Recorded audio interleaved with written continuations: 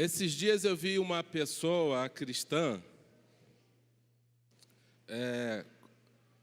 achando que a reencarnação era o que Deus ensina na Bíblia. E eu fiquei preocupado com isso, porque uma pessoa cristã não tem como acreditar na reencarnação.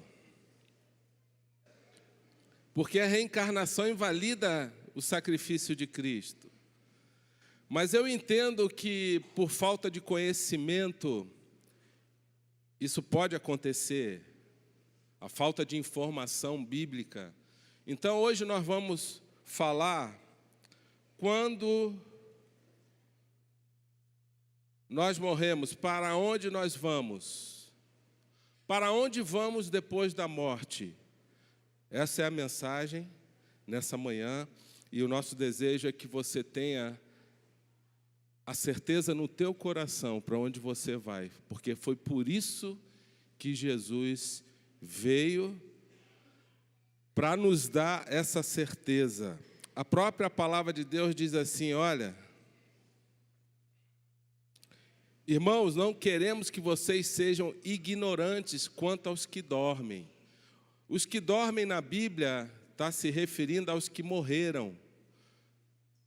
Por causa da aparência de uma pessoa que está dormindo, em vários textos bíblicos é mencionado, o mesmo verbo morrer para dormir é usado na Bíblia em várias situações, no original. Então, Paulo está dizendo, não queremos que vocês sejam ignorantes quanto aos que dormem, para que não se entristeçam como os outros que não têm esperança. Então, Paulo está falando, olha, vocês precisam saber sobre isso. Vocês não podem ser ignorantes, não saber o que vem depois, aquilo que espera a gente. Então, a Bíblia fala alguma coisa sobre o que vem depois, mas não fala muita coisa. Mas fala alguma coisa, então nós vamos compartilhar algumas passagens que falam o que vem depois. O importante é que a gente precisa saber que existe uma consciência depois da morte. Nós vamos continuar existindo, isso fica muito claro na Bíblia. Você continuará existindo, eu, você, todos nós aqui. Mas uma certeza a gente tem, que um dia a gente vai morrer. Um dia nós não estaremos mais aqui. Então, a grande questão, a grande preocupação que eu creio que Deus tem para nós é que não deixar com que a nossa vida se resuma só nisso aqui. Ou seja, eu quero Deus, eu quero Cristo na minha vida, mas só para eu conseguir os meus alvos terrenos. Ou seja, para eu ter coisas materiais, para eu ter sucesso, para eu ter oração respondida aqui, para eu ser abençoado nessa terra. Tudo isso é bom? Sim ou não? Claro que é. Mas a nossa esperança não se resume somente nisso. Claro que Deus quer que a gente tenha uma vida abençoada. Por isso, Paulo escreve esse versículo em 1 Coríntios 15, 19. Se esperamos em Cristo só nesta vida, somos mais miseráveis de todos os homens. Olha que palavra dura. A pessoa não pensa na eternidade, é só aqui, somente aqui. A vida dela se resume aqui em conquistar alvos, projetos. Ela não investe para a eternidade, ela não pensa na eternidade, ela não lembra daquilo que Jesus fez na cruz, que nos dá esse passaporte para a eternidade. Então, nós vamos falar primeiramente alguns conceitos equivocados. Alguns conceitos equivocados referente a essa vida após a morte, o que vem depois da morte. Alguns falam que depois da morte não vai ter nada. aniquilação total do corpo e da alma. Acabou, acabou, tchau. Foi bom até aqui enquanto durou. Quem tem essa visão? Os materialistas, humanistas, agnósticos, naturalistas, ateus. São pessoas que resumem a vida simplesmente numa matéria, não há alma, espírito, acabou, acabou, ponto final. E a gente sabe que não é verdade. A própria Bíblia diz que o pó volte à terra de onde veio e o espírito volte a Deus que o deu. Eclesiastes 12:7. O corpo, a matéria vai ficar, mas o espírito volta para Deus. E tem várias outras passagens. Tem uma pesquisa de um holandês, um médico holandês, um cientista. Se você for para a internet, você vai encontrar isso aí.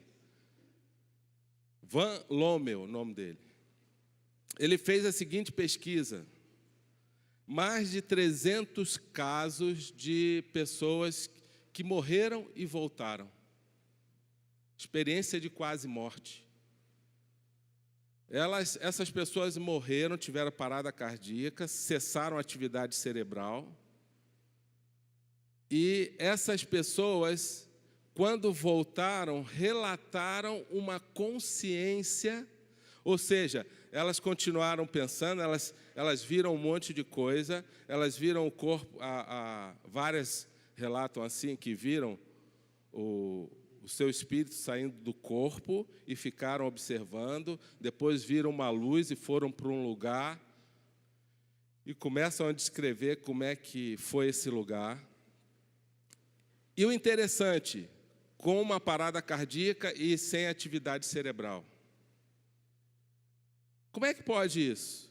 Uma consciência continuar funcionando e aquele corpo não funcionar mais. Então, essas pessoas, pela graça de Deus, e nós já vimos vários casos de pessoas, tem até uma filha de um pastor, amigo nosso, que morreu afogada, e ela voltou, ela foi dada como morta, e voltou no hospital, todo mundo ficou espantado com aquilo. Como é que pode? Não tem atividade cerebral, não tem coração batendo, mas há consciência depois da morte.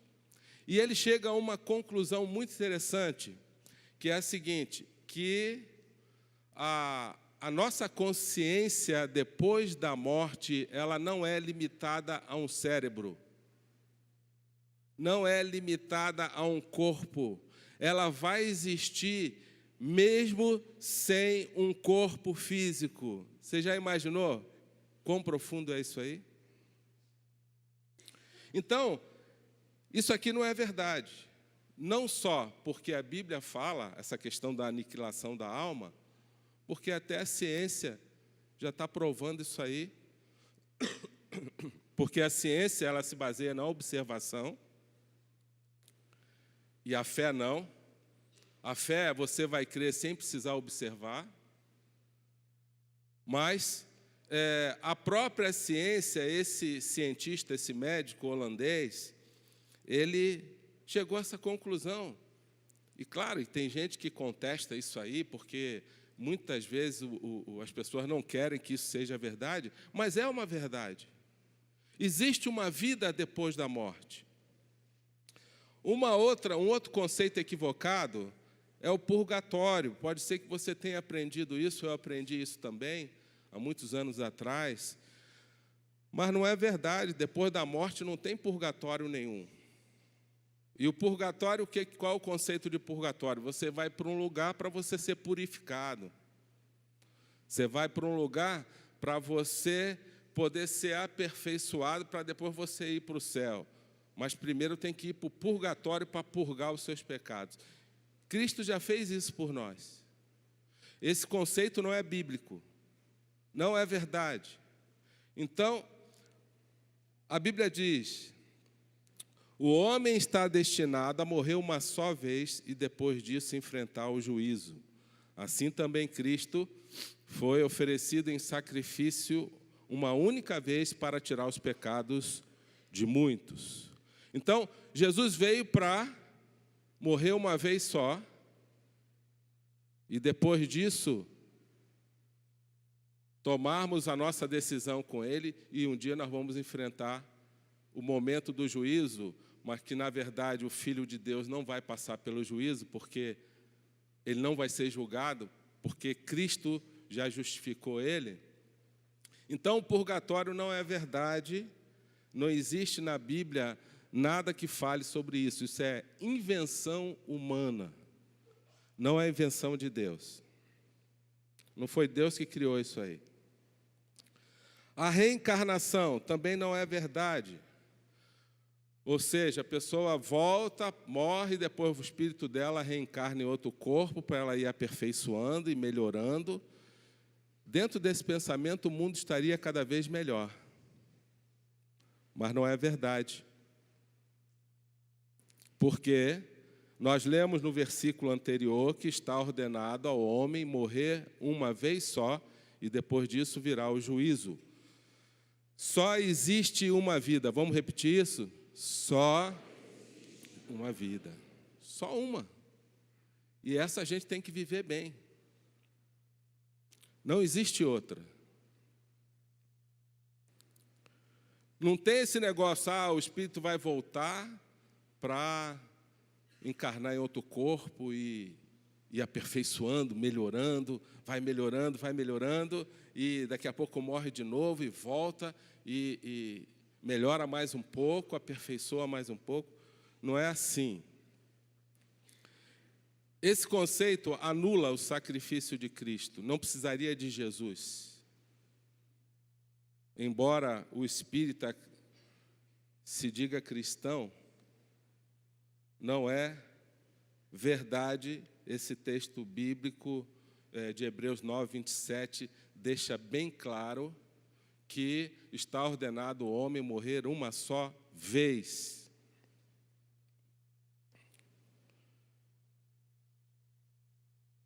Está aí o versículo, repeti aí. O homem está destinado a morrer uma só vez. Outro conceito equivocado. Até alguns que se dizem cristãos acreditam nisso. Que depois que a gente morre, a gente vai para um sono da alma. Vamos dormir até o juízo final. Será que vai ser assim? A gente não sabe nem quando vai ser o juízo final. Vou ficar dormindo, vou ficar cansado de tanto dormir. Imagina só, você vai tirar férias num lugar, lá na Bahia, naqueles resorts lá, um local maravilhoso daquele, e você vai, não, vou dormir uma semana no resort lá. Não vai nem comer, não vai nem para a praia. Imagina só, quem achar legal isso aí? Quem achar ruim? Achar que perdeu tempo? Claro, né? Perdeu dinheiro, perdeu tempo, só foi dormir, não aproveitou nada. Imagina você lá na eternidade com Deus e você só vai dormir, não vai poder fazer mais nada, só dormindo. Vai acordar só no juízo final e pronto. Nós não acreditamos nisso, por quê? O próprio apóstolo Paulo, ele diz assim: estou pressionado dos dois lados, desejo partir e estar com Cristo, que é muito melhor. Tem vários textos. Olha, ele deseja partir e estar com Cristo, que vai ser melhor. O próprio Jesus fala para aquele homem lá que se converte ali na crucificação, ladrão: hoje mesmo estarás comigo dormindo no paraíso. Foi isso que ele falou? Não foi. Hoje mesmo estarás comigo no paraíso. É porque já vai ser diferente o negócio. O paraíso é paraíso. Você já começa a desfrutar daquilo ali. Quando você está dormindo, você não desfruta daquilo que você tem, você está descansando. O sono é reparador, é muito bom nessa vida. No céu não vai ter nem noite, está lá em Apocalipse 22. Eu acredito que no céu a gente não vai nem dormir, não vai ter noite. Você não vai precisar, você não vai se cansar mais. Então, o sono da alma não nos convence. Alguns cristãos que se dizem cristãos ensinam esse conceito, mas entendemos que não é bíblico. O próprio Jesus, em Lucas 16, ele conta uma história do rico e do Lázaro. O Lázaro, que é o pobre, que ele chama de pobre, ele morre e vai para o céu, seio de Abraão. O rico morre e vai para o inferno. E Jesus conta essa história. Eu creio que não seja uma parábola, porque a parábola, quando Jesus contava, ele não dava nome. E aqui ele chama de Lázaro, o nome desse pobre, desse homem. Lázaro era um homem pobre, ele morre, então vai para o seio de Abraão, e ele não foi para o céu porque era pobre, mas porque ele tinha Deus na vida dele. E o rico, ele morre, e os dois se conheciam. O rico morre e vai para o inferno. Quando ele chega lá, ele já começa a sentir o peso do sofrimento. Isso na história, em Lucas 16. Jesus contando. Ou seja, está mostrando que a vida continua depois. Não encerrou, não acabou tudo. E também está mostrando que ninguém está dormindo. Há uma consciência em operação. E o rico começa a sentir aquele sofrimento e ele consegue ver Lázaro sendo recebido por Abraão. E ele começa a pedir, a clamar: Pai Abraão, pede a Lázaro que refresque a minha língua, porque aqui está muito sofrimento, muito quente, é um calor horrível. E Abraão fala: olha, não é possível isso, porque quem está aqui não há como passar para aí, quem está aí não tem como vir para cá. Há um grande abismo entre nós. E o rico, sempre querendo dar um jeitinho, né? Porque quem tem dinheiro quer dar sempre um jeitinho para resolver tudo, muito dinheiro, e que não usa muitas vezes o dinheiro como Deus quer que use. Ele falou: vamos dar um jeitinho então, vamos fazer o seguinte, a proposta do rico. Envia Lázaro lá para voltar à terra, ressuscita ele, porque eu tenho 5 irmãos, e eu não quero que eles venham para cá, porque esse lugar é terrível, é sofrimento puro. Envia Lázaro lá e fala para eles consertarem a vida deles, para eles não virem para cá, porque isso aqui é terrível, não tem volta. E então, Abraão fala: olha, não vai ser possível enviar Lázaro para lá, porque eles têm os pregadores, os profetas, que estão lá pregando a minha palavra para eles. Se eles não se converterem com essa palavra, tão pouco se converterão, mesmo que eu ressuscite uma pessoa para ir lá e pregar a verdade para eles. E encerra a conversa ali. E é uma grande verdade. Quando você lembra do outro Lázaro que ressuscitou, o irmão de Maria e Marta, depois daqueles dias todos lá no túmulo, muita gente duvidou. Alguns se converteram, vários, mas muitos duvidaram também. Muitos duvidaram, mesmo vendo uma pessoa que ressuscitou. Um outro conceito errado e muito comum é que todos serão felizes e irão para um lugar melhor. Eu já vi gente falando assim, ele saiu daqui para uma melhor. Quem já ouviu isso aí? Se referindo à morte. Mas quando vai ver a vida do cara, o cara foi mentiroso, corrupto, traía a mulher, aprontava um monte. Mas morreu, vai para um lugar melhor, agora ele está descansando. Ou então ele está para um lugar, ele vai ser feliz, vai para um lugar melhor. E a gente sabe que não é verdade isso. Não é o que a Bíblia fala. A Bíblia diz, quem nele crê não é condenado, mas quem não crê já está condenado por não crer no nome do Filho unigênito de Deus. O que vai definir o nosso destino eterno é se os nossos pecados foram perdoados, justificados em Cristo ou não. Então, quando eu ouvi uma pessoa cristã falando sobre reencarnação, Deus falou, é culpa sua. Culpa sua, porque você que não está ensinando isso aí. Porque a Bíblia fala sobre um destino eterno para todos nós. A Bíblia fala sobre essa verdade, sobre o que vem depois da morte. O mundo ensina diferente. Mas nós, como povo de Deus, precisamos saber o que nos espera. A verdade é que haverá um juízo final para todo aquele que não recebeu Jesus Cristo. Mas para aquele que recebeu a Cristo, ele não será julgado. Por que o Filho de Deus não será julgado?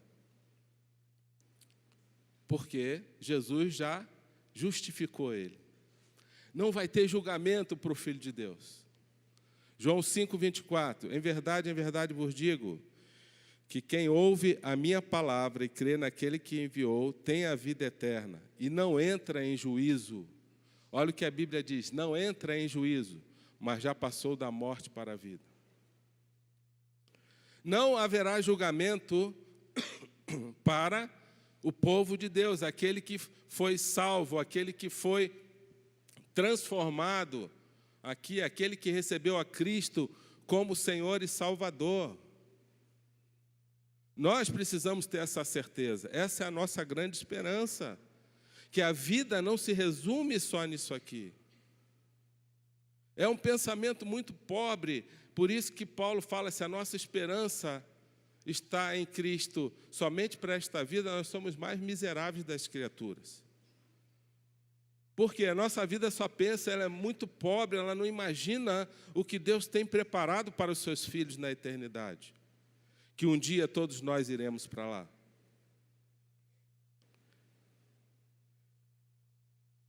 Esse é um grande presente que Deus nos dá. E nós precisamos ter essa certeza. Um dia nós vamos sair dessa vida aqui, ou nós vamos sair dessa vida. Quando Jesus nos chamar, nós temos um prazo de validade. Você sabia disso? Fala para o seu irmão, você tem um prazo de validade. Não fica triste, não.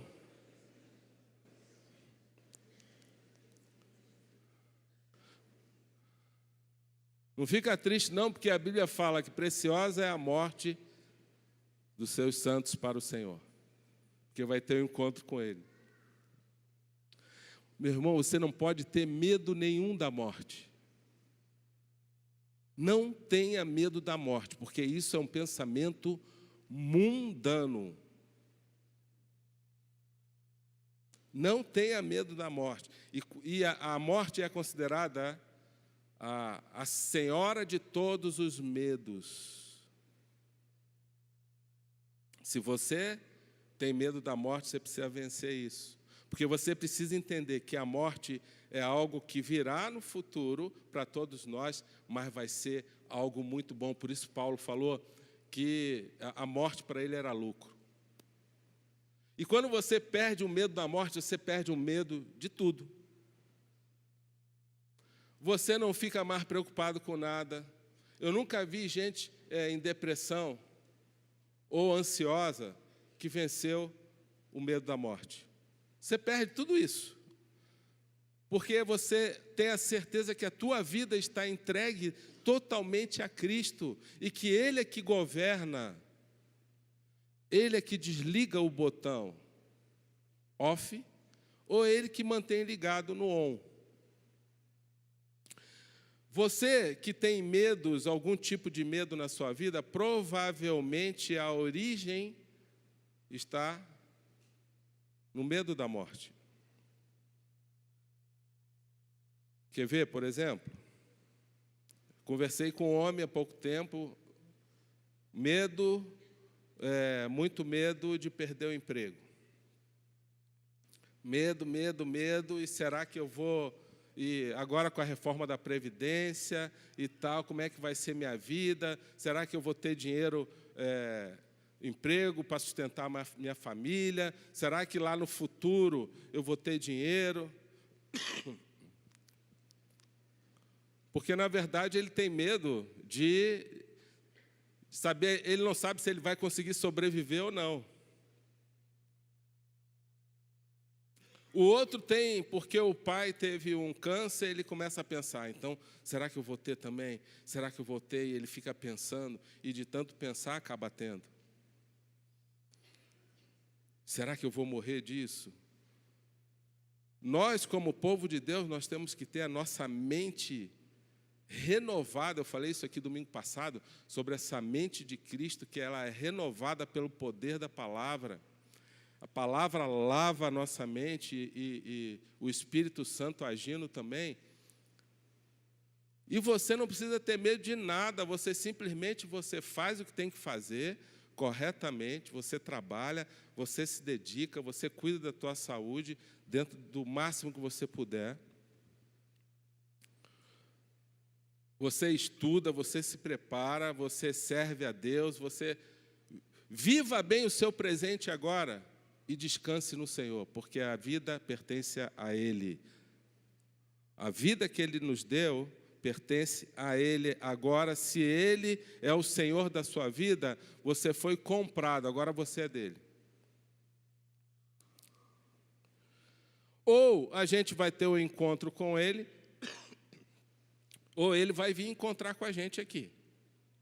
Que a Bíblia diz lá em 1 Tessalonicenses 4. De alguma forma, ou a gente vai, ou ele vem. Pode ser, eu creio que não está muito longe, mas a gente não tem certeza, ninguém sabe essa data, só o Pai. Mas isso vai acontecer um dia, porque tudo que está na Bíblia aconteceu. Dada a ordem com a voz do arcanjo, o ressoar da trombeta de Deus, o próprio Senhor descerá do céu, e os mortos em Cristo ressuscitarão primeiro. Depois disso, os que estivermos vivos, seremos arrebatados juntamente com eles nas nuvens para o encontro com o Senhor nos ares. Vai ser arrebatado, vai ser uma retirada súbita. E nós vamos encontrar com o Senhor Jesus nas nuvens.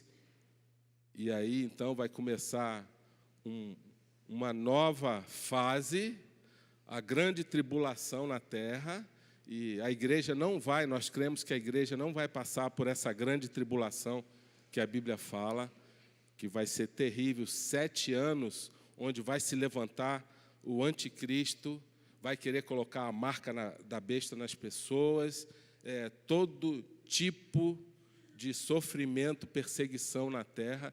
Nós cremos que Deus vai poupar a igreja disso. Tem 2 passagens bem claras em Apocalipse e Daniel que fala que a igreja não vai passar pela grande tribulação. A igreja de Cristo. Ela vai ser retirada antes, justamente quando Jesus vier, vai arrebatar a igreja. Ou nós vamos encontrar com Ele no céu, com a morte de cada um aqui, ou Ele virá e encontrar com a sua igreja nos ares, como nós lemos aqui. Então, são 2 verdades que nós precisamos ter essa certeza sobre o que vem depois da morte. Pode ser que a nossa geração não morra. Não vai ter velório, de repente. Se Jesus vier daqui a um mês, uma semana, um ano, 10 anos, não sei, aqueles que estiverem vivos, não vai ter velório. Nós não vamos experimentar essa morte. Vai ser algo assim, online, rápido, e a gente já vai estar no céu. E vamos receber um novo corpo depois, um corpo glorificado como o de Jesus. Mas se Jesus não vier, cada um aqui, no seu tempo, vai experimentar a morte. E o que Deus fala para nós, como que a gente tem que estar preparado para esse dia, seja o dia da nossa morte, ou seja o dia que Jesus virá buscar a sua igreja. Essa é a grande questão. Porque uma das duas coisas vai acontecer, ou uma ou outra. E a minha pergunta para você, você está preparado para isso? Vamos ver aqui como que Deus quer que a gente espere esse momento. O apóstolo Pedro escreve lá em 2 Pedro 3. Portanto, amados, enquanto esperam estas coisas, empenhem-se para serem encontrados por Ele. Diga, em paz, imaculados, inculpáveis. Como é que está a sua vida? Você está em paz?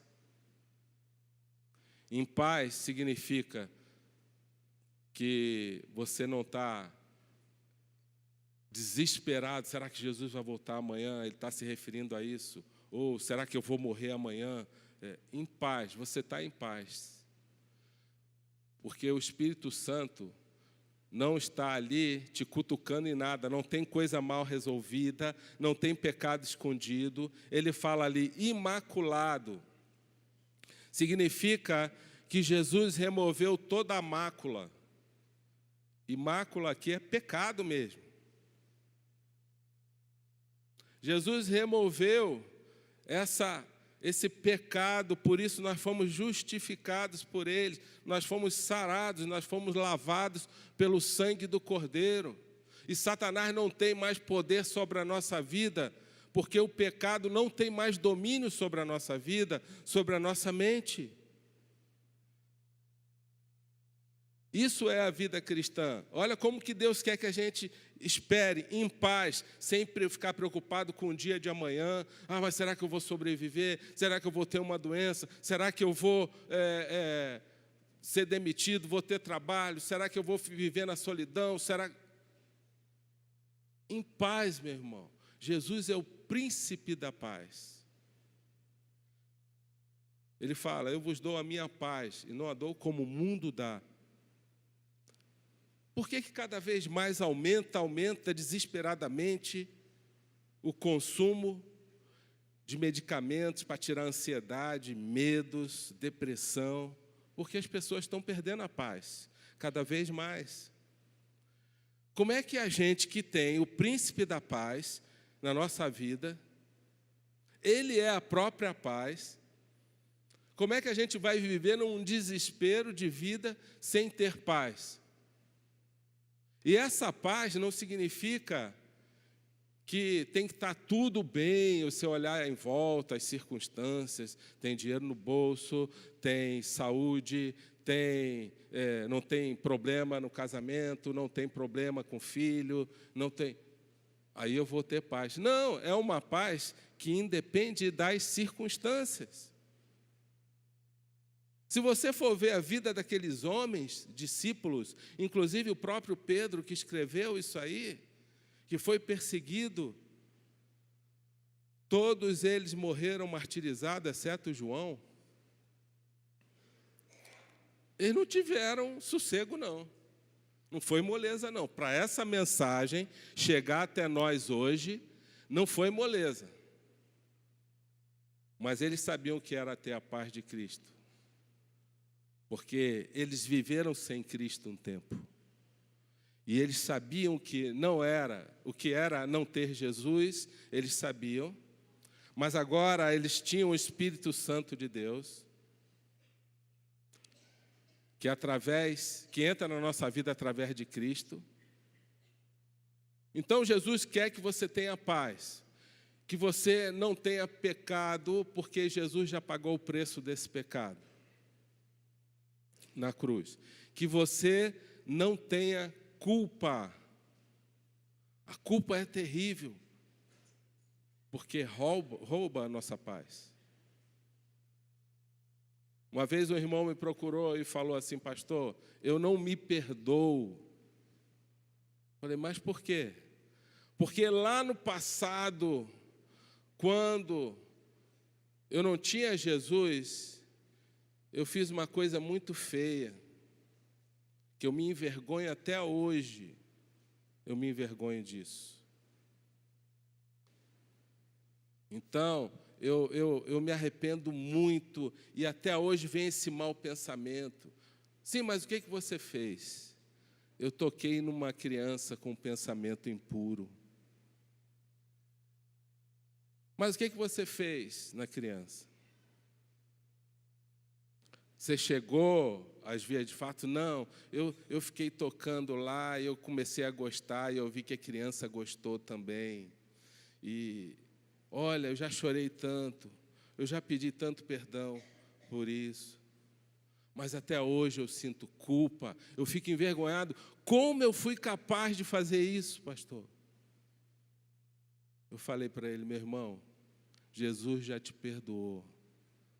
Ele já limpou o teu coração, você agora é um servo de Deus. Sabe quem quer te trazer essa culpa? Você precisa saber agora a verdade. Sabe quem quer fazer com que você não se sinta perdoado? Satanás, que é o acusador. Ele vai vir na sua mente. Eu perguntei para ele, você tem esses pensamentos ainda? Ele, não, nunca mais. Mas como lá no passado, eu tinha uns 20 anos de idade, na época era solteiro, e eu toquei naquela criança, e até hoje ele sentia essa culpa, e Satanás fazia tudo para ele se sentir indigno. Satanás fazia tudo para acusar ele. Hoje ele é um homem casado, ele tem filho, e mais Satanás vinha e tentava anular ele. Como você teve coragem de fazer aquilo? E vinham os pensamentos na mente dele, e para remover agora aquele pensamento com a verdade, ele precisava entender o que realmente Jesus fez na cruz por nós. Jesus rasgou uma escrita de dívida que a gente tinha. Sabe o que ele está querendo dizer agora?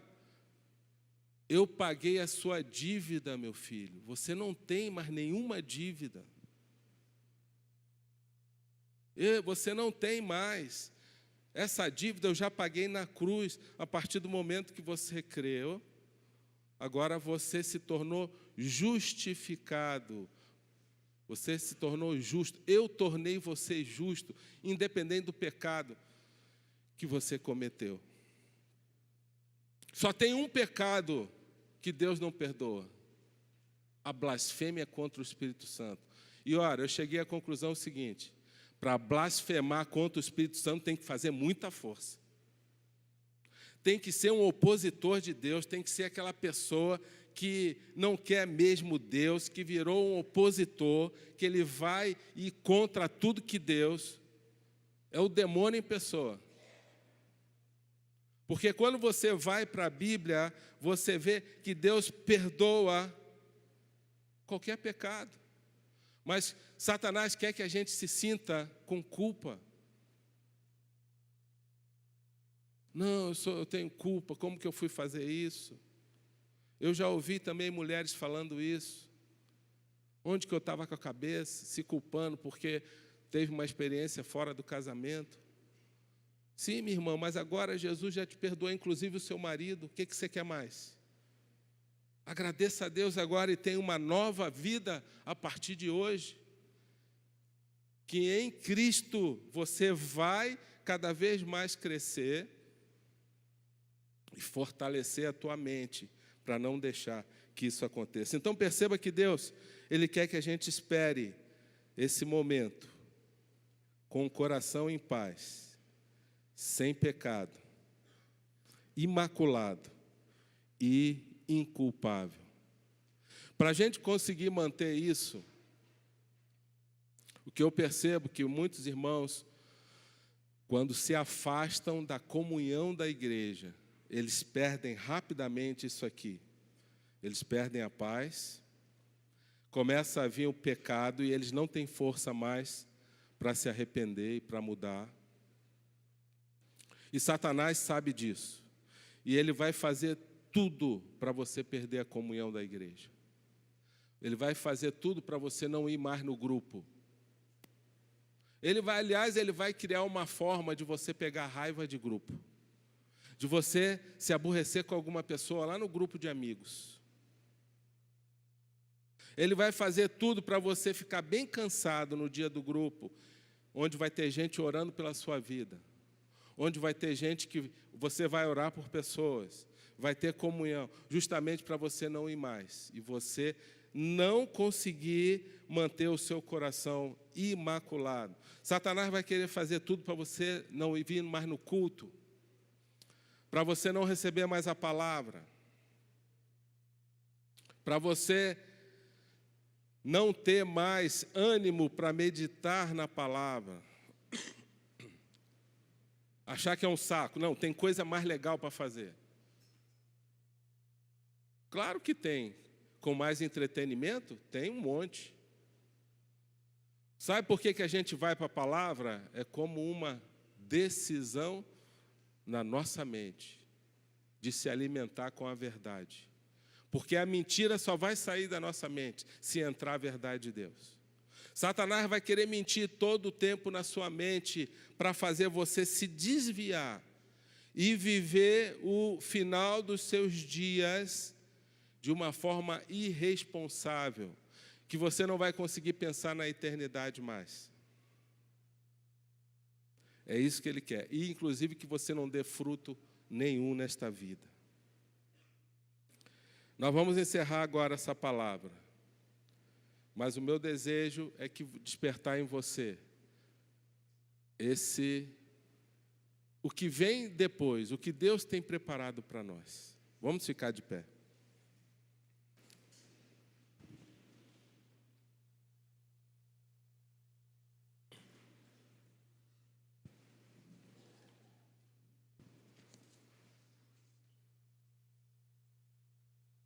A Bíblia diz que nem olhos viram, nem ouvidos ouviram, nem mente alguma foi capaz de imaginar o que Deus preparou para os seus filhos. Se você está aqui nessa manhã e você quer ter uma certeza no teu coração para onde você vai quando você morrer, só tem uma forma: fazendo uma escolha. A certeza que a gente quer que você tenha é uma certeza de eternidade. É uma certeza de estar com Cristo no paraíso, no céu. Tem um homem chamado Blaise Pascal. Aqueles que estudaram matemática aí, foi um físico importante, ou algum engenheiro aí, alguém que conheça a história deve saber. Ele foi um matemático físico. Ele se converteu lendo a Bíblia, no século XVII, um francês. Quando eu estava lendo a história desse homem, que viveu há tantos anos, ele tinha um raciocínio muito lógico.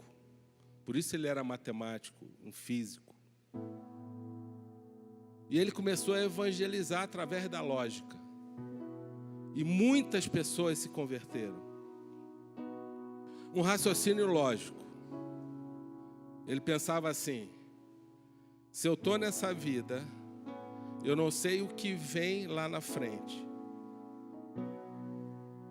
Eu não sei. Se isso aqui tudo for mentira, se isso for mentira, o que eu vou perder se eu for para outra vida? Vamos supor que haja a aniquilação da alma. A gente sabe que não é verdade, mas dentro de um pensamento, ele pensou assim: se isso for mentira, for invenção de homem, o que eu vou perder? Nada. A Bíblia só ensina coisa boa nessa vida e fala de uma vida futura. Mas se isso aqui for verdade, significa que tem dois destinos eternos. O ser humano é eterno. Existem dois destinos. Um é a eternidade com Deus. E o outro é a eternidade longe de Deus, sofrimento eterno, que a Bíblia chama de inferno. Ele, lendo a Bíblia, ele chegou a essa conclusão: eu vou correr risco? Eu não posso correr risco. O que eu faço para ir para a eternidade com Deus? Você precisa aceitar a Cristo como seu Senhor e Salvador. E ele aceitou, ele tomou essa decisão lendo a Bíblia sozinho. A partir daí, essa era a estratégia de evangelismo dele. E ele chegava para as pessoas e falava: por que você vai correr risco? Se Deus já promete uma vida abençoada nessa vida, e depois da outra a gente não sabe o que vai acontecer. Mas se isso for tudo verdade, se isso tudo for verdade, como é que vai ser se Cristo não estiver na sua vida? Você vai ser condenado. Você vai para o inferno. E você vai ficar igual lá o rico da história que Jesus contou, num sofrimento eterno que não tem mais volta. Uma coisa a gente tem certeza já, e a própria ciência: há uma consciência depois da morte. Por que duvidar? Por que as pessoas duvidam disso? Porque não conseguem enxergar com os olhos da fé. Mas pelo menos enxergue pelos olhos da lógica, como fez lá o Blaise Pascal. Por que arriscar? E começar, então, a viver como se não existisse nada depois da morte. Não, vou só curtir aqui, eu vou viver a minha vida aqui. Você, essa pessoa que Jesus falou, miserável, 1 Coríntios 15, 19, mesmo eu sendo cristão, vou viver uma vida aqui só pensando no dia de hoje. Eu quero Jesus só para essa vida. Mas só que essa vida é muito curta. Quando você vê, já passou. Fecha teus olhos agora.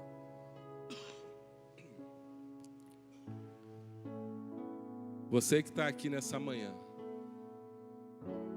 e ainda não fez de Jesus o teu Senhor, Ele tem preparado um amanhã especial para você, uma eternidade com Ele, mas você só vai receber se Ele entrar no teu coração. Você precisa convidar Ele para entrar no teu coração e ter uma experiência de fé, de entrega de vida, e não uma experiência religiosa, porque a religião não vai fazer nada por você.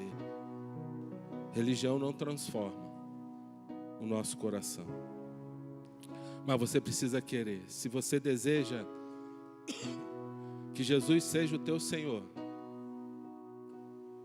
entregar sua vida a Ele, Ele promete que Ele vai escrever o seu nome no livro da vida. Ele promete que você terá uma eternidade no paraíso com Ele. Você precisa ter essa certeza. Ele promete que Ele coloca o Espírito dEle dentro de você, para fazer morada em você, e a sua vida não será mais a mesma. Se você deseja de coração, a Bíblia diz: se você crer com o coração e confessar com a sua boca que Jesus Cristo morreu na cruz por você e que Ele ressuscitou, se você crer de todo o coração, você será salvo. E se você deseja isso de coração nesta manhã, você precisa sair daqui com essa certeza que a tua vida é dele e que você terá uma eternidade no céu. Se você deseja isso, você que não tomou essa decisão ainda, te convido a fazer essa oração comigo. Diga assim: Senhor Jesus, eu te recebo como meu Senhor e Salvador. Eu entrego a minha vida a Ti. E peço que o Senhor entre na minha vida e faça morada. E eu quero ter uma vida transformada por Ti. E uma eternidade contigo para sempre. Amém. Ainda de olho fechado. Se você está aqui e tomou essa decisão hoje de coração, eu quero te conhecer. Levante sua mão bem alto. Não tenha vergonha não. Isso. Amém. Pode baixar. Nós vamos cantar esse louvor. Bem curtinho, tá, Paulinho? E eu vou pedir para você que levantou a mão, quero fazer uma oração por você. Nós queremos nos alegrar como igreja, porque a Bíblia diz que há uma festa no céu quando alguém se arrepende, quando alguém se entrega a Jesus. Satanás vai querer colocar uma vergonha em você agora, para você não testemunhar a sua fé publicamente. Vença isso. Durante esse louvor, saia do seu lugar e venha aqui na frente para a gente agradecer ao Senhor. Senhor, nós te agradecemos por esses irmãos aqui, nessa manhã que hoje estão entregando seus corações a Ti. Obrigado, Deus. O Senhor promete que escreve o nome deles no livro da vida. Senhor, eu peço agora, Pai, porque eles estão aqui ainda nessa vida, todos nós juntos, que o Senhor proteja eles, que eles cresçam na fé, que eles sejam encorajados e que essa igreja seja a bênção na vida deles, ajudando eles a crescerem na fé, se fortalecerem no Senhor. Protege a vida deles, que Satanás não tenha poder para roubar essa semente do coração de cada um. Acampa teus anjos ao redor deles. Nós te agradecemos em nome de Jesus. Amém.